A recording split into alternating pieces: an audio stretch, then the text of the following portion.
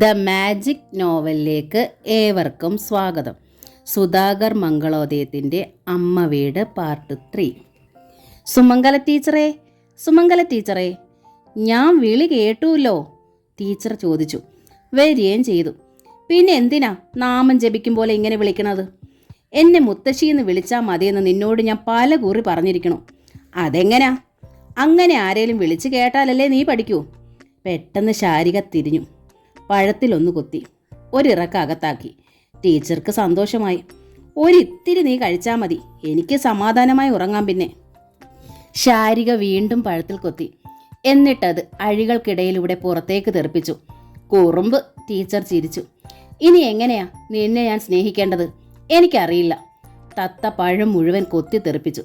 തൃപ്തിയായല്ലോ, teacher മുഖം വീർപ്പിച്ചു. ഇനി ഉറങ്ങിക്കോളൂ. അവർ തിരിഞ്ഞു നടന്നു. എന്നിട്ട് വരാന്തയിലെ സ്വിച്ചിട്ട് തൊഴുത്തിന് മുന്നിലെ വിളക്ക് തെളിയിച്ചു. പുൽത്തൊട്ടിക്ക് ഇരുപുറവുമായി നന്ദിനിയും യശോദയും കിടന്ന് അയവിറക്കുകയാണ്. നന്ദിനിയുടെ അരികിലായി അവളുടെ പൈക്കുട്ടിയായ ഗോപാലിക പുല്ലിലേക്ക് മോന്ത ചേർത്ത് ഉറങ്ങുന്നു. രണ്ടാൾക്കും വിശക്കണില്ലല്ലോ ഇല്ലേ? ടീച്ചർ ചോദിച്ചു. നന്ദിനി മെല്ലെ ഒന്ന് ഞെരങ്ങിയോ ഒന്ന് സംശയം. ശരി, അമ്മ ഉറങ്ങാൻ പോവാണ് കേട്ടോ. വിളക്ക് കെടുത്തിയിട്ട് ടീച്ചർ തിരിഞ്ഞു നടന്നു. അടുക്കളയിലെത്തി ടീച്ചർ ഒരു പഴം എടുത്തു കഴിച്ചു. തുളസിയിലയിട്ട് തിളപ്പിച്ചാറിയ ഒരു ഗ്ലാസ് വെള്ളവും കുടിച്ചു. പിന്നെ തെക്കിന് ചാവടിയിലെത്തി. കുട്ടികളുടെ അച്ഛൻ ചുവരിലിരുന്ന് പുഞ്ചിരിക്കുന്നു. ടീച്ചർക്ക് പക്ഷെ വല്ലാതെ സങ്കടം വന്നു. ഇപ്പം ഞാൻ ശരിക്കും തനിച്ചായിട്ടോ. ഇവിടത്തോട് മാത്രം ഒരു സത്യം പറയാലോ, തിരുവനന്തപുരത്തേക്ക് പോകാൻ എനിക്ക് അശേഷം താല്പര്യമില്ല. അങ്ങേ ലോകത്തേക്ക് എന്നെയും കൂടെ കൊണ്ടുപോകുമോ? എനിക്കിനി ഇവിടെ ഒന്നും ചെയ്യാനില്ല, ഒന്നും സാധിക്കാനുമില്ല. ഈ ഇടയായി വല്ലാത്ത വയ്യായികയും മറ്റുള്ളവർക്കും ഒരു ഭാരവും അസൗകര്യമാകരുതെന്നുണ്ട് എനിക്ക്. എന്താ ഞാൻ വേണ്ടേ? ആ മുഖത്ത് പുഞ്ചിരി മാത്രമായിരുന്നു. ആ, ഭഗവാൻ തീരുമാനിക്കട്ടെ, ടീച്ചർ നെടുവീർപ്പയച്ചു. കഷ്ടപ്പെടാനാണ് യോഗ വച്ചാൽ അത് ഒഴിവാക്കാനാവില്ലല്ലോ. നടന്ന് കിടക്കറയുടെ വാതിക്കലെത്തി. അവിടെ നിന്നാൽ അടഞ്ഞ ശ്രീലകം കാണാം. അതിനകത്ത് വളരെ പഴയ ഒരു പഞ്ചലോക കൃഷ്ണ വിഗ്രഹമുണ്ട്. കണ്ണുകൾ അടച്ചാൽ ടീച്ചറുടെ മുന്നിൽ ആ വിഗ്രഹം പ്രത്യക്ഷപ്പെടാറുണ്ട്. മെല്ലെ മിഴികൾ കൂപ്പിക്കൊണ്ട് അവർ പറഞ്ഞു. പരീക്ഷണങ്ങളിലൊന്നും എനിക്ക് പരിഭവം ഇല്ല കേട്ടോ, എൻ്റെ കുറുമ്പൻ കുരുന്നേ. എൻ്റെ ഒപ്പമുള്ള ആരും സങ്കടപ്പെരുതെന്നേ എനിക്കുള്ളൂ. ആരും കരയണത് കാണാൻ വയ്യ. ഒരു വേർപാട് ഞാൻ താങ്ങി. ഇനി ഞാൻ വേർപിരിയും വരെ ആരും എന്നോട് യാത്ര ചെല്ലാൻ പാടില്ല. അത്രേ മാത്രമേ ഉള്ളൂ ഒരു പ്രാർത്ഥന. ഒരു നിമിഷം കൂടി അതേപടി നിന്നിട്ട് ടീച്ചർ കണ്ണുകൾ തുറന്നു. എന്നിട്ട് കിടക്കറയിലേക്ക് കടന്നു. നെഞ്ചോട് കൈ ചേർത്ത് കൃഷ്ണ എന്നൊന്ന് ജപിച്ചിട്ട് പട്ട് വിരിയിട്ട കിടക്കയിൽ ചെരിഞ്ഞു കിടന്നു. പെട്ടെന്നാണ് സുമംഗലേ എന്ന ആരോ വിളിച്ചതുപോലെ തോന്നിയത്. രാമമന്ത്രം ജപിച്ചുകൊണ്ടിരുന്നതിനാൽ ശബ്ദം വ്യക്തമായില്ല. സുമംഗലയെന്നോ സുമംഗല ടീച്ചറെ എന്നോ എന്നത് ശരിക്കും സ്പഷ്ടമായതുമില്ല. ശാരികയാവുമോ എന്നാണ് ടീച്ചർ സംശയിച്ചത്. ടീച്ചറുടെ കിടക്കയുടെ പിന്നിലേക്ക് തുറക്കുന്ന കിളിവാതിലിനോട് ചേർന്നാണ് ആ വലിയ കൂട് തൂക്കിയിരിക്കുന്നത്. തത്തയൊന്ന് ചിറകടിച്ചാൽ ടീച്ചർ അറിയും. അത്ര ജാഗ്രതയാണ് ശാരികയുടെ കാര്യത്തിൽ. പെട്ടെന്ന് അപകടത്തിലാകുന്ന ഒരല്പപ്രാണൻ എന്നാണ് ടീച്ചർ മറ്റുള്ളവരോട് പറയുക. ദാക്ഷായണി അമ്മ ഒരിക്കലും ശാരികയെ ഉപദ്രവിക്കാറില്ല. തൊടിയിൽ കാട് വളർന്നിരിക്കുന്നതിനാൽ പാമ്പുകൾ കയറി വരാൻ സാധ്യതയുണ്ട്. ടീച്ചർ പെട്ടെന്ന് പെടഞ്ഞെഴുന്നേറ്റു. കിടക്കയിൽ കയറി നിന്ന് കിളിവാതിലിലൂടെ ശാരികയുടെ കൂട് ശ്രദ്ധിച്ചു. കൊക്ക് കഴുത്തിലേക്ക് വളച്ചു വെച്ച് വളയത്തിലിരുന്ന് ഉറങ്ങുകയാണവൾ. ആ വിളി ഒരു തോന്നലാണെന്ന് ടീച്ചർക്ക് ബോധ്യമായി. വീണ്ടും രാമമന്ത്രം ജപിച്ച് കിടക്കയില കമർന്ന് ടീച്ചർ കണ്ണുകൾ പൂട്ടി. സാധാരണ കിട്ടിണ്ണിയാരുടെ കൊക്കി കൊക്കിയുള്ള ചുമ കേട്ടാണ് ടീച്ചർ ഉണരാറുള്ളത്. 3 കഴിഞ്ഞാൽ പിന്നെ വൃദ്ധൻ ഉറക്കമില്ല. ബീഡി വലിക്കും, ചുമയ്ക്കും, പിന്നെയും ബീഡി വലിക്കും. അങ്ങനെ നേരം പുലർത്തും. ആ സമയത്ത് തന്നെത്താൻ വർത്താനം പറയുന്നത് ഒരു പതിവാണ്. അന്ന് പക്ഷെ ടീച്ചർ ഉണർന്നത് സുപ്രൻ്റെ കുര കേട്ടാണ്. ദാക്ഷായണി അമ്മയോടും ശാരികയോടും നന്ദിനിയോടും യശോദയോടുമുള്ള അടുപ്പം ടീച്ചർക്ക് സുപ്രനോടില്ലായിരുന്നു. അത് സുപ്രൻ ആണായതുകൊണ്ടാണെന്നാണ് ശീലാവതി പറയുക. എവിടുന്നോ ഒരു ദിവസം ഇല്ലത്ത് വന്ന് കയറിയ നായയാണ് സുപ്രൻ. ഉച്ച നേരത്ത് അവന് ചോറ് കൊടുത്ത് ഇല്ലത്തെ ഒരു അന്തേവാസിയാക്കി തീർത്തത് ശീലാവതിയാണ്. ഇപ്പോഴും നായയ്ക്ക് 3 നേരവും തീറ്റ കൊടുക്കുന്നത് അവളാണ്. 2 വയസ്സായങ്ങൾ ഉള്ളതല്ലേ, വീട്ടിൽ കുരയ്ക്കാനായൊരു നായയെങ്കിലും ഉണ്ടായിക്കട്ടെ എന്നാണ് ശീലാവതി പറയാറ്. സുപ്രൻ വന്ന് ഒരാഴ്ച കഴിഞ്ഞതും അവൻ്റെ യഥാർത്ഥ ഉടമ തേടിയെത്തി. കുറേ ദൂരെ കോണലിൽ താമസിക്കുന്ന ഒരു മനുഷ്യൻ്റെ പേരായിരുന്നു സുപ്രൻ എന്നത്. ഒരില്ലത്താണ് തൻ്റെ നായ പാർക്കെന്നറിഞ്ഞപ്പോൾ അവകാശം പറഞ്ഞ് തിരികെ കൊണ്ടുപോകണില്ല എന്നായി അയാൾ. ആ സന്മനസ്സിന് ടീച്ചർ ഒരു 500 രൂപയും നൽകി. ഉടമസ്ഥനില്ലാതെ നാട് നീളെ അലഞ്ഞു നടുന്ന ഒരു നാടൻ തെണ്ടി നായയ്ക്കായി 500 രൂപ കളഞ്ഞത് ശീലാവതിക്ക് ഒട്ടും ഇഷ്ടമായില്ല. അവൾ ആ ദേഷ്യം തീർത്തത് നാണമില്ലാതെ 500 രൂപ വാങ്ങിക്കൊണ്ടുപോയ ആ മനുഷ്യൻ്റെ പേര് നായക്കിട്ടുകൊണ്ടാണ്. അപ്പുറം നിർത്താതെ കുരയ്ക്കാൻ ആരംഭിച്ചപ്പോൾ കിടക്കയിൽ നിന്ന് ടീച്ചർ പിടഞ്ഞെഴുന്നേറ്റു. രാവിലെ ഉണർന്നെണീറ്റാൽ കണ്ണ് തുറക്കുകയോ വിളക്ക് തെളിക്കുകയോ ചെയ്യാതെ തപ്പി തടഞ്ഞ് കിടക്കറയുടെ വെളിയിലെത്തുകയാണ് പതിവ്. എന്നിട്ട് അടഞ്ഞ ശ്രീലകത്തിന് മുന്നിലെ കത്തുന്ന കെടാവിളക്കാണ് ആദ്യം കൺപാർക്കുക. ഒപ്പം കുടുംബ പരദേവതയുടെ ധ്യാന ശ്ലോകം ഉരുവിടും. ഇത് രണ്ടും കഴിഞ്ഞിട്ടാണ് ടീച്ചർ തെക്കിന് ചുവരിലെ ക്ലോക്കിലേക്ക് നോക്കിയത്. സമയം 5 കഴിഞ്ഞിരിക്കണു. അത്രയും വൈകിയെന്ന് വിചാരിച്ചതേയല്ല. പുറത്താണെങ്കിൽ നായ ബഹളം തുടരുകയാണ്. ടീച്ചർ ചെന്ന് പൂമുഖ ജനാല തുറന്നു പുറത്തേക്ക് നോക്കി. ആരോ ഗേറ്റിൽ തട്ടുന്ന ശബ്ദം കേട്ടാണ് നായ കുരയ്ക്കുന്നത്. ടീച്ചർക്ക് ആളെ മനസ്സിലായി. മുറ്റമടിക്കാൻ വരണ കാർത്തിയായനിയാണ്. 5 മണിക്കെത്തി മുറ്റം മുഴുവൻ തൂത്ത് തളിച്ച് 6:30 അവൾ മടങ്ങും. പിന്നെ 10 മണിക്ക് വന്നാണ് അകം കഴുകി തുടയ്ക്കുക. ഒന്നിലധികം സ്ഥലങ്ങളിൽ ജോലി ചെയ്യുന്നവളാണ് കാർത്തിയായനി. കിട്ടുണ്ണിയായരുള്ളപ്പം 5 മണിക്ക് മുൻപേ കാർത്തിയായനിക്കായി ഗേറ്റ് തുറന്നിരിക്കും. ടീച്ചർ വേഗം പുറത്ത് ചെന്ന് ഗേറ്റിൻ്റെ പൂട്ട് തുറന്നു. ആ തന്ത എവിടെ ടീച്ചറെ? കാർത്തിയായനെ തിരക്കി. അതിനി വരില്ല. അത് വടക്കേപ്പാട്ടാണിനി തുണയ്ക്ക് പോവുക. അതൊരു നന്ദിയില്ലാത്ത തന്തയാണല്ലോ ടീച്ചറെ. ടീച്ചർ ഇവിടുന്ന് പോകും മുമ്പ് എന്നെ സ്ഥലം വിട്ടത്. അതിനെ വടക്കേപ്പാട്ടെന്ന് വിളിച്ചതാവും കാർത്തിയായനി.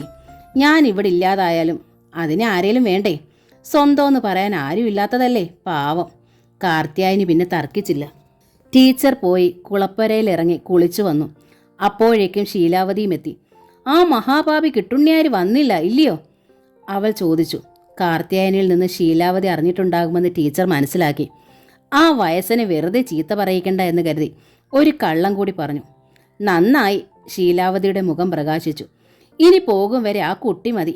അല്ലെങ്കിൽ വേണുവേട്ടനും വിലാസിയേട്ടത്തേക്കും അവരുടെ കുട്ടികൾക്കുമൊക്കെ നല്ല സ്നേഹമുള്ള ആളുകളാ. തലേന്നത്തെ ഭാവമായിരുന്നില്ല അവൾക്ക്. ടീച്ചർ ഇല്ലം വിറ്റ് തിരുവനന്തപുരത്തിന് പോണ കാര്യം ഈ ദേശത്ത് എല്ലാവരും അറിഞ്ഞിരിക്കണം. 1-2 പേരൊഴിച്ച് ബാക്കി എല്ലാവരും നന്നായി തന്നെയാ പറഞ്ഞത്. ടീച്ചർ ഇവിടെ തനിച്ച് താമസിക്കുന്നതിൽ അപകടമോർത്ത് തന്നെയാ. വയസ്സായ പിന്നെ മക്കളോടൊപ്പം പാർക്കണ തന്നെയാ സുഖം. അന്യന്മാർ നോക്കിയാൽ അത്രയല്ലേ വരൂ. തൊടിയിൽ പണിയണ ചടയനും അത് തന്നെ പറഞ്ഞു. ടീച്ചറുടെ കഷ്ടകാലം തീർന്നു എന്ന് തന്നെ വിചാരിക്കുക. ഇനി നല്ലതേ വരൂ. പെൺകുട്ടികൾ രണ്ടും കടലിനക്കരയല്ലേ. ഈ ആൺകുട്ടി മാത്രമല്ലേ ഉള്ളൂ നാട്ടിൽ. അതിനെ കണ്ട് കണ്ണടയ്ക്കാൻ നോക്കുക. തൊടിയിൽ പണിയാനൊന്നും ഇനിയുള്ള കാലത്ത് ആളെ കിട്ടില്ല.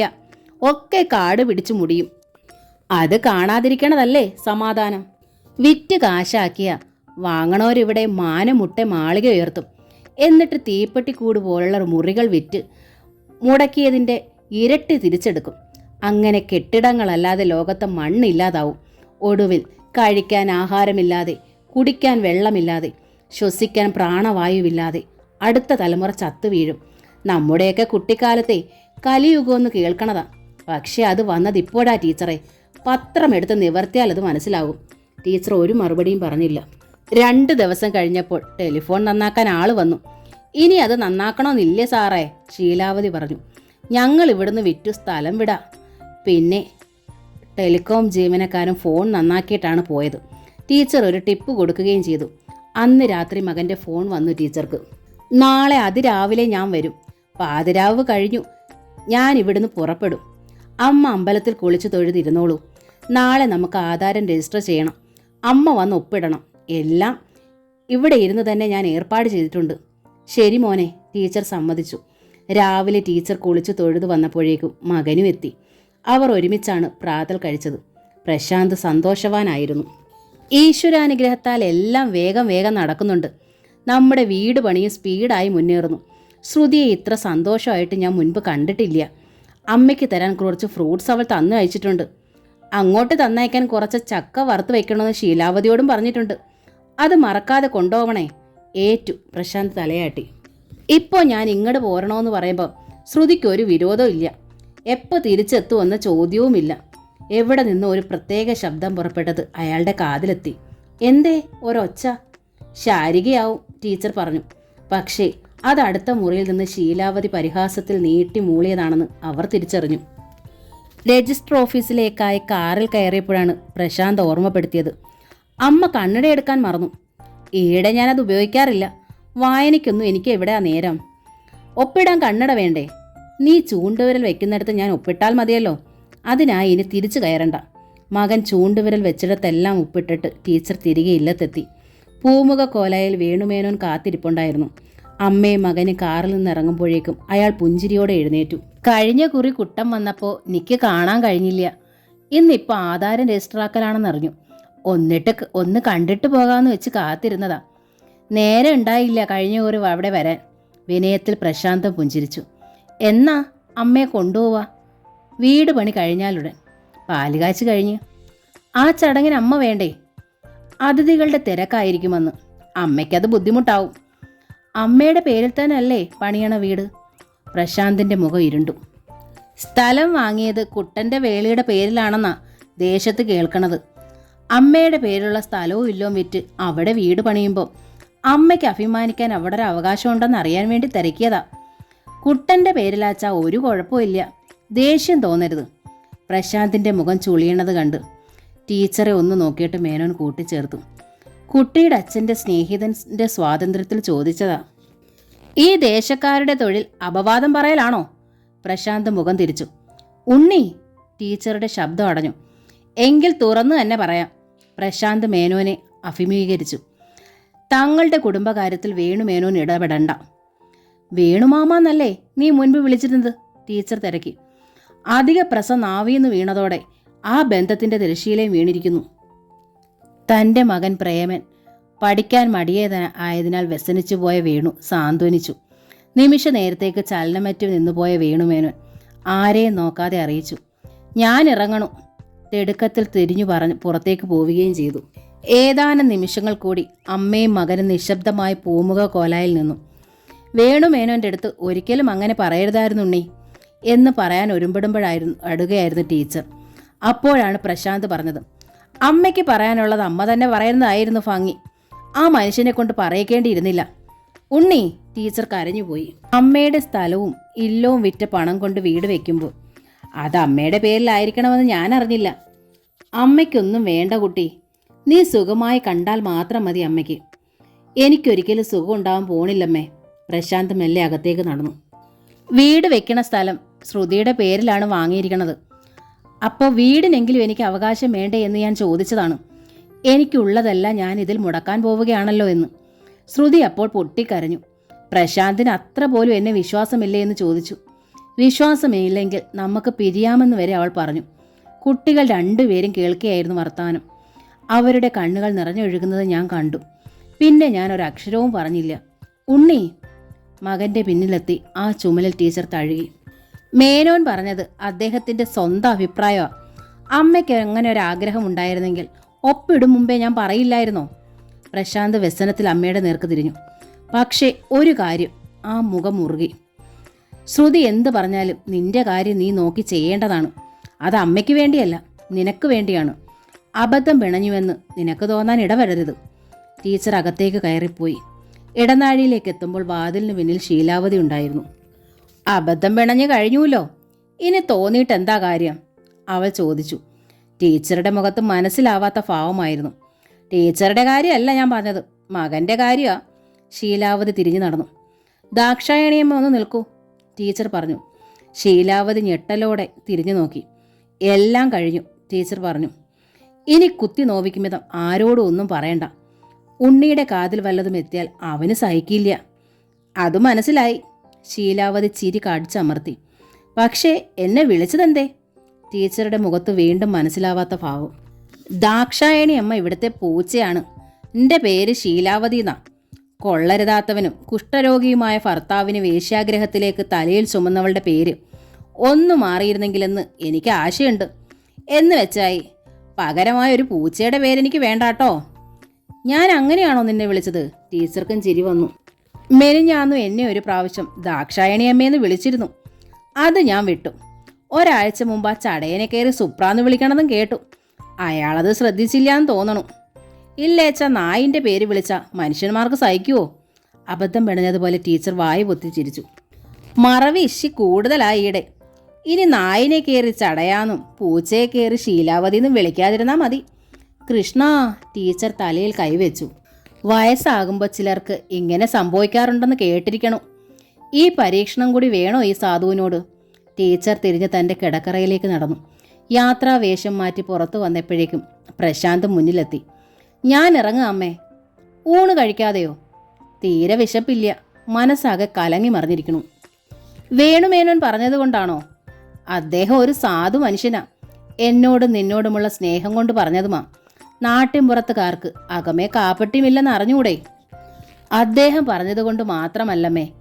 ഇങ്ങോട്ട് വരും വഴി ക്ഷേത്ര നടക്കൽ വണ്ടി നിർത്തി കാണിക്കയിടുമ്പോൾ ആ വയസ്സൻ വാരിയാറും എന്നോട് തിരക്കി, ഇല്ലോ വളപ്പും വെറ്റ് അമ്മയെ കൊണ്ടുപോകണത് തിരുവനന്തപുരത്തേക്ക് സ്വന്തം വീട്ടിലേക്കാണോ അതോ വല്ല വൃദ്ധമന്ദിരത്തിലേക്കുമാണോ എന്ന്.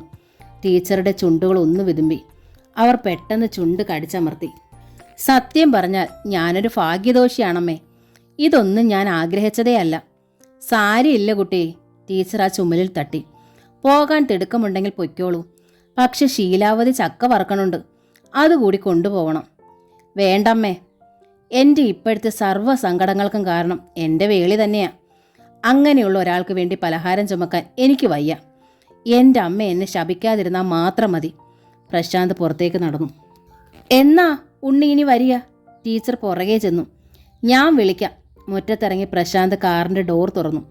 വഴിക്ക് ഏതെങ്കിലും ഹോട്ടലിൽ നിന്നെന്തെങ്കിലും ഊണ് കഴിക്കണേ, ടീച്ചർ വിളിച്ചു പറഞ്ഞു. വയറ് കായരുത്. ഇല്ല, പ്രശാന്ത് തലയാട്ടി. എന്നിട്ട് കാറിനകത്തേക്ക് കടക്കാൻ ഒരുങ്ങുമ്പോഴാണ് ശീലാവതി ഓടി പൂമുഖത്തെത്തിയത്. 2 വലിയ വരിക്കച്ചക്ക തോലും ചകിണിയും കുരുവും കളഞ്ഞ് വറുക്കാൻ പാകത്തിൽ ചെറുതായി കീറി ഇവിടുത്തെ വലിയ വട്ടച്ചരുവത്തിലാക്കി വെച്ചിരിക്കുക ഞാൻ. എൻ്റെ 3 മണിക്കൂറത്തെ പണിയാ. നടു വേദനിച്ചിട്ട് വയ്യ. അതിനിടയിൽ വലിയ അടുപ്പ് കത്തിച്ച് ആട്ടി വെച്ചിരിക്കണ വെളിച്ചെണ്ണയും ഒഴിച്ച് ഓട്ടരുളിയിൽ. ഇനി അതൊക്കെ ഞാൻ എന്താ ചെയ്യുക? ചക്ക വറുത്ത് ദേശക്കാർക്ക് വിളമ്പണോ? സ്നേഹത്തിൻ്റെ നിറകുടമായ ഈ അമ്മയെ ഇങ്ങനെ സങ്കടപ്പെടുത്തരുതെൻ്റെ കുട്ടാ. കാറിനകത്തേക്ക് വെച്ച വലതുകാൽ പ്രശാന്ത് തിരിച്ചെടുത്തു. ശീലാവതിയുടെ നേർക്ക് തിരിഞ്ഞു. ആ മുഖത്ത് കോപം ഇരച്ചു വന്നു. നടു വേദനിപ്പിച്ചതിന് നിങ്ങൾക്ക് എത്ര രൂപ വേണം പ്രതിഫലം? പറഞ്ഞോളൂ, തരാം. ഉരുളിയിൽ ഒഴിച്ച വെളിച്ചെണ്ണ ഊറ്റി ഒരു തൂക്കുപാത്രത്തിലാക്കി നിങ്ങൾ തന്നെ കൊണ്ടുപോയിക്കോളൂ. എന്നിട്ട് വലിയ അടുപ്പിലെത്തി വെള്ളം ഒഴിച്ച് കെടുത്തുക. വട്ട ചരുവത്തിലെ ചക്കയും നിങ്ങളുടെ വീട്ടിലേക്ക് തന്നെ ചുമക്കൂ. കൊണ്ടുപോയി വേവിച്ച് തിന്നാലോ. അമ്മേ, ഞാനിവിടുന്ന് കൊണ്ടുപോകും വരെ മതിയല്ലോ നിങ്ങളുടെയൊക്കെ സേവനം. എത്രയും നേരത്തെ ഈ നശിച്ച ദേശത്തു നിന്ന് തലയൂരി പോയാൽ മതി. ഞങ്ങൾക്ക് പോകും മുമ്പ് എന്തൊക്കെ കോമ്പൻസേഷൻസ് വേണമെന്ന് ലിസ്റ്റ് ഉണ്ടാക്കി വെച്ചാൽ മതി. തന്നിട്ടേ പോകൂ. ആർക്കും ചുട്ട മറുപടി നൽകുന്ന ശീലാവതിയുടെ നാവ് തളർന്നുപോയി. ആരുടെ മുന്നിലും തോറ്റുകൊടുക്കാത്ത ആ മനസ്സ് തളർന്നു. കണ്ണുകൾ നിറഞ്ഞു. പ്രശാന്ത് തിരിഞ്ഞ് കാറിൽ കയറി. കാർ ഗേറ്റ് കടന്നതും ടീച്ചർ തിരിഞ്ഞ് ശീലാവതിയെ നോക്കി. പിന്നെ നടന്ന ആ അരികിലെത്തി. എന്നോട് ക്ഷമിക്കുക ശീലു, മറ്റെന്താ ഞാൻ പറയേണ്ടത്? അതിൽ ഭേദം മുഖം അടച്ച് എനിക്കിട്ടൊന്ന് തരല്ലേ ടീച്ചറെ നല്ലത്. ടീച്ചറുടെ കുട്ടിയെ വിഷമിപ്പിച്ചതിന് അടുക്കളപ്പണിക്കായിരിക്കും അടിച്ചു തളിക്കായിരിക്കുമൊക്കെ ഒരു നിലയുണ്ട്. അതിലധികം നെകളിക്കാനോ സ്നേഹിക്കാനോ ഭരിക്കാനോ ഒന്നും പാടില്ല. അതിന് ശിക്ഷിക്കേണ്ടത് എന്നെ തന്നെയാ. ശീലാവതി തിരിഞ്ഞ് അകത്തേക്ക് പോയി. ടീച്ചർ പൂമുഖ കോലായിലെ ആട്ടുകട്ടിലേക്ക് ഇരുന്നു. ഇത്തിരി കഴിഞ്ഞപ്പോൾ ശീലാവതി ആ അരികിലെത്തി. നേരെ 4 മണിയാവാൻ പോണു. ഗവൺമെൻറ് ഹൈസ്കൂളിലെ കുട്ടികളിപ്പോൾ ഈ വഴി കടന്നു പോകും. അതിനു മുമ്പ് അകത്ത് വന്ന് 2 പിടി ചോറ് കഴിക്കുക. പോകും വഴി കുട്ടൻ ഹോട്ടലിലെ ആഹാരം കഴിച്ചോളൂ. ശീലാവതി ഉണ്ടാക്കണ പുളിങ്കറിയും ചേന മെഴക്ക് പുരട്ടിയൊന്നും അതിന് പിടിക്കണുണ്ടാവില്ല. ടീച്ചർക്ക് അതിൽ അരുചിയൊന്നും തോന്നിയിട്ടില്ലല്ലോ. പിന്നെന്തേ? ടീച്ചർ വ്യസനത്തിൽ ശീലാവതിയെ നോക്കി. ശീലു പോയി കഴിച്ചോളൂ. ഇതാ നിക്ക് ശുണ്ടി വരണത്. നിക്ക് കഴിക്കാൻ വേണ്ടിയാണോ ഞാൻ വന്ന് വിളിക്കണത്? ഞാനല്ലാതെ ആരുണ്ട് ഇവിടെ നിർബന്ധിച്ച് കഴിപ്പിക്കാൻ? 2 മാസം കൂടി ടീച്ചർ ഈ പൊട്ടിക്കാളി ഒന്ന് സഹിക്കുക. അത് കഴിഞ്ഞാൽ പിന്നെ എൻ്റെ ഈ വൃത്തികെട്ട മോറ് കാണണ്ടല്ലോ. സങ്കടം കൊണ്ട് ടീച്ചറുടെ ചുണ്ടുകൾ കോടി. ഒരേങ്ങൽ ഉയർന്നത് നെഞ്ചോട് കൈയമർത്തി അവർ അടക്കി. എന്നിട്ട് ആട്ടുകട്ടിൽ നിന്ന് എഴുന്നേറ്റു. ശീലാവതിക്ക് സന്തോഷമായി. 2 പേരും അഭിമുഖമായി മേശയ്ക്കരികിലിരുന്നാണ് ഊണ് കഴിച്ചത്. തൊണ്ടയിൽ നിന്ന് ചോറിറങ്ങാൻ ടീച്ചർക്ക് പ്രയാസമായി. പല കുറി ആ കണ്ണുകൾ നിറഞ്ഞു. അത് കാണാത്ത മട്ടിൽ മനഃപൂർവ്വം മുഖം തിരിച്ചിരുന്ന ശീലാവതി ചോറ് വാരി വാരി കഴിച്ചു. ഇവിടുന്ന് പോയാൽ പിന്നെ നിന്നെ ഞാൻ കാണുമോ ശീലു? നിന്റെ ആഹാരത്തിൻ്റെ രുചി ലോകത്തൊരാഹാരത്തിനും ഉണ്ടാവില്ല. എൻ്റെ നാവും മനസ്സും അത്രയ്ക്കതിരെ സ്നേഹിക്കുന്നുണ്ട്. പോകാറായപ്പോൾ എനിക്കത് മനസ്സിലായത്. ഞാൻ ഉണ്ടാക്കണ ആഹാരത്തിന് എനിക്ക് ഒരിക്കലും സ്വാദ് തോന്നിയിട്ടില്ല. നന്നായിരിക്കണമെന്ന് നീയും സാരമതിയും ചടയനുമൊക്കെ പറയുമ്പോൾ ഞാൻ വിശ്വസിക്കാറുമില്ല. പക്ഷെ നീ ഉപ്പും മുളകും തിരുമ്മി തന്നാൽ പോലും. ദേ, എന്നെ കരയിക്കാൻ നോക്കല്ലോ. ശീലാവതി കൈ ചൂണ്ടി. എനിക്കത് അറിയില്ല. വഴക്കടിക്കാനും കീഴ്വഴങ്ങി നിൽക്കേണ്ടടുത്ത് കയറി ഭരിക്കാനും തൊള്ള ഉയർത്താനും ഒക്കെ ശീലുവിന് വശമുള്ളൂ. ചാവ് കാണാൻ പോയാൽ പോലും എൻ്റെ കണ്ണീന്ന് ഒരു തുള്ളി അടരില്ല. ഞാൻ അങ്ങനെ ഒരു ജന്മമായി പോയി എൻ്റെ ടീച്ചറെ. കീഴ്വഴങ്ങി നിൽക്കേണ്ടടുത്ത് കയറി ഭരിക്കണ കാര്യം നീ പറഞ്ഞു. സത്യത്തിൽ ഭരിക്കാൻ നീ ഇല്ലാത്ത അവസ്ഥ ചിന്തിക്കുമ്പോഴാ തൊണ്ട വല്ലാതെ ഇടറിയതിനാൽ ടീച്ചർക്കത് മുഴുവിപ്പിക്കാനായില്ല. ഇത്തരം സ്നേഹവർത്താനമൊന്നും എനിക്കിഷ്ടമല്ല ടീച്ചറെ. നിറഞ്ഞു ചാടിയ കണ്ണുകൾ പുറം കൈയാൽ ശീലാവതി തുടച്ചു. ശീലാവതിക്ക് അതിനുള്ള യോഗമില്ല. ഈ തള്ളയുടെ കൈകൊണ്ടുണ്ടാക്കണത് ഒന്നും നാവിൽ വെച്ച് കൂട്ടാൻ കൊള്ളില്ല എന്ന് എൻ്റെ മക്കളും ദേശം നീളെ നടന്ന് നീ വ്യഭിചരിക്കുകയല്ലേടി എന്ന് ആ മക്കളുടെ അച്ഛനും പറയണത് കേൾക്കാനാ എനിക്കിഷ്ടം. അതാ എൻ്റെ യോഗം. ആ തലയിലെടുത്ത് ചിരവയെടുത്ത് ചിരവിയാൽ മായില്ല ടീച്ചറെ. എച്ചിൽ പാത്രവും എടുത്ത് അവൾ എഴുന്നേറ്റു. എന്നിട്ട് ടീച്ചറുടെ നേർക്ക് കൈ നീട്ടി. ആ പാത്രവും കൂടി ഇങ്ങ് തന്നേക്കൂ. ഷീലു മോറി വെക്കാം. ഞാൻ ആഹാരം കഴിച്ച പാത്രങ്ങൾ മറ്റാരെയും കൊണ്ട് കഴിക്കാറില്ലെന്ന് ഷീലുവിന് അറിയാമല്ലോ. എന്നാൽ ഇനിയുള്ള ഈ ഇത്തിരി ദിവസങ്ങളിലേക്ക് മറ്റേത് വീട്ടിൽ ചെന്നാലും ഞാൻ ഈ ജോലി കൂടി ചെയ്യേണ്ടി വരില്ലേ? ഇതെൻ്റെ ഒരു മോഹ ടീച്ചറെ. അടുത്ത ജന്മം ഞാൻ ശീലാവതിയായി ജനിക്കാതിരിക്കാനുള്ളൊരു പുണ്യകർമ്മം. കണ്ണീരിൽ ടീച്ചർ ചിരിച്ചു. നിന്റെ ജന്മം പുണ്യമുള്ളതാ ശീലു. മരിക്കുന്നതിന് മുൻപെങ്കിലും നിനക്കത് ബോധ്യാവും. സ്വന്തം പാത്രമെടുത്ത് ടീച്ചറും എഴുന്നേറ്റു. ആരുടെയും പിറന്നാളല്ലായിരുന്നിട്ടും ഞായറാഴ്ച പുലരും മുമ്പേ ടീച്ചർ കുളിച്ച് തൃക്കയിൽ പോയി തൊഴുതു വന്നു. പ്രത്യേക വാസനയുള്ള മുരിഞ്ഞ ദോശയും കാന്താരിയുമെല്ലാം നാടൻ ഇഞ്ചിയോടെയുള്ള സ്വാദോടെയുള്ള ചുവന്നുള്ളിയിട്ട് കടുക് വറുത്ത തേങ്ങാ ചട്നിയും ശീലാവതി മേശപ്പുറത്ത് കൊണ്ടുവച്ചു. ഭാഗവതം വായിച്ചിട്ടേ ഉള്ളൂ ഇന്ന് പ്രാതൽ, ടീച്ചർ പറഞ്ഞു. അതെന്തേ, വിശപ്പായില്ലേ? ശീലാവതി തിരക്കി. പാട്ട് പഠിക്കാൻ വരണ ആ കുട്ടികളുടെ ഒപ്പമാണ് ഇന്നും നമ്മുടെ പ്രാതൽ, ടീച്ചർ പറഞ്ഞു. ഇനി കുറച്ച് ഞായറാഴ്ചകൾ കൂടിയല്ലേ നമുക്ക് അവരെ കിട്ടൂ. നിന്റെ ദോശയുടെയും ചട്നിയുടെയും സ്വാദിനെക്കുറിച്ച് എപ്പോഴും അവർ പറയും. ആഹാരം കൊടുത്തു വേണം നമ്മൾ സ്നേഹിക്കാൻ. ഭാരതീയൻ്റെ രീതി അതാ. തിരി നനച്ച് കത്തിക്കാൻ എണ്ണയില്ലാതായാലും നിവേദ്യമായ ഒരു ഞാവൽപ്പഴം എടുത്ത് വെച്ചാൽ മതി, ഭഗവാന് തൃപ്തിയാവുമെന്ന് ഉണ്ണിയുടെ അച്ഛൻ പറയാറുണ്ട്. ശീലാവതി എതിരൊന്നും പറഞ്ഞില്ല. ആദ്യം എത്തിയത് സാരമതി തന്നെയായിരുന്നു. തെക്കിനിയിലിരുന്ന് ടീച്ചർ ഭാഗവതം വായിക്കുന്നത് കണ്ടതും തിരികെ പൂമുഖത്തെണ്ണയിലെത്തി തൂണിൽ ചാരി അവൾ കാത്തുനിന്നു. അപ്പോൾ രവിയുടെ ബൈക്ക് മുറ്റത്തെത്തി നിന്നു. സാധാരണ ആ ബൈക്കിൻ്റെ പിന്നിലിരുന്നാണ് നിദ്ര വരാറുള്ളത്. ചിലപ്പോൾ മാത്രം അവളുടെ ഏട്ടം കൊണ്ടുവിടും. അനിലയ്ക്ക് സ്വന്തം സ്കൂട്ടിയുണ്ട്. സാരമതി മാത്രമാണ് നടന്നു വരുന്ന കുട്ടി. ഇന്ന് നിദ്ര എവിടെ? അവൾ ചോദിച്ചു. ബൈക്കിൽ നിന്നിറങ്ങി നടന്നു വന്ന് ഒതുക്കുകൾ കയറി സാരമതിയുടെ അരികിലെത്തിയ ശേഷം ശബ്ദം താഴ്ത്തിയാണ് രവി മറുപടി പറഞ്ഞത്. അവളും അനിലെ ഇനി വരില്ല. 2 മാസം കഴിയുമ്പോൾ ടീച്ചർ ഏതായാലും ഇവിടുന്ന് പോവുകയല്ലേ. എന്നാലും അതുവരെ വരാമല്ലോ. ചുറ്റുമൊന്ന് കണ്ണോടിച്ചിട്ട് രവി ഒന്നും കൂടി ശബ്ദം താഴ്ത്തി. അവർ വരാത്തതിന് വേറെയും കാരണമുണ്ട്. എന്താ അത്? നിദ്ര എന്നെ രാവിലെ വിളിച്ചിരുന്നു ഇനി വരില്ല എന്ന് പറയാൻ. കുറേ നാളായി ടീച്ചർക്ക് ഓർമ്മ പിശക് തുടങ്ങിയിരിക്കണു അത്രേ. കീർത്തനത്തിനിടയിൽ മെമ്മറി ബ്രേക്ക് വരണത് മാത്രമല്ല, രാഗങ്ങൾ തെറ്റണു, ശ്രുതി പിഴയ്ക്കണു, താളം മുറിയണു. ത്യാഗയ്യയുടെ കൃതി സ്വാതിയുടേതാണെന്ന് പറയുന്നു, സ്വാതിയുടേത് ദീക്ഷിതരാണെന്ന് പറയുന്നു. ഒരിക്കലെല്ലാം ശരിയായി പഠിപ്പിച്ച തന്ന ആൾ തന്നെ തെറ്റിച്ച് പറയുമ്പോൾ ശിഷ്യരായ നമുക്ക് എന്ത് ചെയ്യാനാവുമെന്ന അവളുടെ ചോദ്യം. തെറ്റിച്ച് പഠിച്ചിട്ട് കാര്യമില്ലല്ലോ. പാടിയതോ പറഞ്ഞതോ തെറ്റാണെന്ന് പറഞ്ഞാൽ ടീച്ചറുടെ ഉള്ളിൻ്റെ ഉള്ളിലെങ്കിലും വല്ല ശാപവും പൊട്ടി വീണാലോ. അതിൽ ഭേദം സ്വരം നന്നായിരിക്കുമ്പോഴേ പാട്ട് നിർത്തുന്നതാണല്ലോ എന്നാ നിദ്രയുടെ വാദം. അല്പസമയത്തേക്ക് ശബ്ദിക്കാനാവാതെ നിന്നുപോയി സാരമതി. പിന്നെ കുനിഞ്ഞ മുഖത്തോടെ അവൾ സമ്മതിച്ചു. ടീച്ചർക്ക് ഓർമ്മത്തെറ്റ് വരാറുണ്ടെന്നുള്ളത് സത്യമാണ്. ടീച്ചറുടെ ഇഷ്ടരാഗങ്ങളായ സാരമതിയും കാനഡയും സിന്ധു ഭൈരവിയും കാബോജിയും എല്ലാം അലയിപ്പായത് ടീച്ചർ ഒരു ദിവസം തെറ്റിച്ചു പാടിയിരുന്നു. സാരമതി എന്ന് ടീച്ചർ എനിക്ക് പേരിട്ടത് മോക്ഷമു ഇഷ്ടമായതുകൊണ്ടാണ്. മോക്ഷമു ത്യാഗരാജ കൃതിയാണെന്നും ടീച്ചർക്കറിയാം. ടീച്ചർ എനിക്ക് സമ്മാനിച്ച വളരെ പഴയ പ്രിൻ്റായ സംഗീതരാജ രംഗത്തിൽ നിന്നാണ് ഞാൻ ആ കീർത്തനം പാടിയതും പഠിച്ചതും. എന്നിട്ട് ഈ ഇടയായി ടീച്ചർ ആവർത്തിച്ച് പറയണു സ്വാതിയുടെ മോക്ഷമു എന്നും. തിരുത്തിയിട്ടില്ല ഞാൻ. ടീച്ചർക്ക് വിഷമമായാലോ എന്ന് കരുതി. സ്വാധീന നാവ് കൊണ്ട് പറയുമ്പോഴും ത്യാഗരാജു എന്ന് കരുതിയാവും മനസ്സിൽ. 67 വയസ്സായില്ലേ. ഇതാ തമാശ. രവി ഇടയിൽ കയറി. നിദ്രയുടെ അടുത്ത് ഇതേ വാചകം തന്നെ ഞാൻ പറഞ്ഞു. അപ്പോൾ നിദ്രയുടെ അമ്മ ശ്രീജ ടീച്ചർ ഫോൺ പിടിച്ചു വാങ്ങി പറയുക, സംഗീതത്തിന് പ്രായമില്ലെന്നും അക്കാഡമിയിലെ അധ്യാപികയാണല്ലോ അവർ. എന്നിട്ടും ഇവിടേക്ക് നിദ്രയെ വിടണത് ടീച്ചറോടുള്ള ഇഷ്ടവും ആരാധനയും കൊണ്ടാണത്രേ. സുമംഗല ടീച്ചറുടെ അത്രയും മധുരമായൊരു സ്വരം വേറെ കേട്ടിട്ടില്ലെന്ന് സമ്മതിച്ചു. സംഗീതത്തിൽ ടീച്ചർ ഒരു ജീനിയസ് ആണെന്നും എന്നിട്ട് ഈ ഇടയായി ഈ അബദ്ധങ്ങൾ പിണയുന്നത് പ്രായമാകുമ്പോൾ സംഭവിക്കണം അൽഷിമേഴ്സ് പൂർണ്ണമാണത്രേ. സാരമതിയിൽ ഒരു നടുക്കമുണ്ടായി. അവൾ ഭയപ്പാടോടെ ചുറ്റും ഒന്ന് കണ്ണോടിച്ചു. ശ്രീജ ടീച്ചർക്ക് ഇതുപോലത്തെ പല കേസ് അറിയാമത്രേ. അതുകൊണ്ട് MBA ചെയ്യണ കുട്ടിക്ക് ആകെ കിട്ടണ ഞായറാഴ്ചകളിൽ വേസ്റ്റ് ആക്കണമെന്നാണ് അവർ ചോദിക്കുന്നത്. നിദ്ര ഫോൺ വെച്ച ഉടനെ അനിലയും വിളിച്ചു. അവൾ പറയണതും ടീച്ചർക്ക് അൽഷിമേഴ്സിൻ്റെ രോഗമാണെന്നാ. ഈശ്വരാ! സാരമതി തലയിൽ കൈവച്ചു. എന്നിട്ട് തെക്കിനിയിലേക്ക് ഒന്നെത്തി നോക്കി. പാവൻ ടീച്ചർ, ഇതൊന്നും കേൾക്കണ്ട. ഞാൻ ഏതായാലും അവസാന ദിവസം വരെ വരും. എനിക്ക് സംഗീതത്തിൽ ഒന്നും ആകണ്ട. ടീച്ചറുടെ സ്വരം കേട്ടാൽ മതി, ആ മുഖം കണ്ടാൽ മതി. എനിക്കും അതെ, ആ മുഖം കണ്ടിരിക്കാൻ, ആ നനഞ്ഞ ചുണ്ടുകളുടെ ചലനം നോക്കിയിരിക്കാൻ, കാതിലേക്കല്ല മനസ്സിലേക്ക് നൂണ്ടിറങ്ങണ ആ ആർദ്രസ്വരം ആസ്വദിക്കാൻ ആർക്കാ ആഗ്രഹമില്ലാതിരിക്കുക? 67 ടീച്ചർ പറയുന്നത് പൊളിയായ എനിക്ക് തോന്നിയിട്ടുള്ളത്.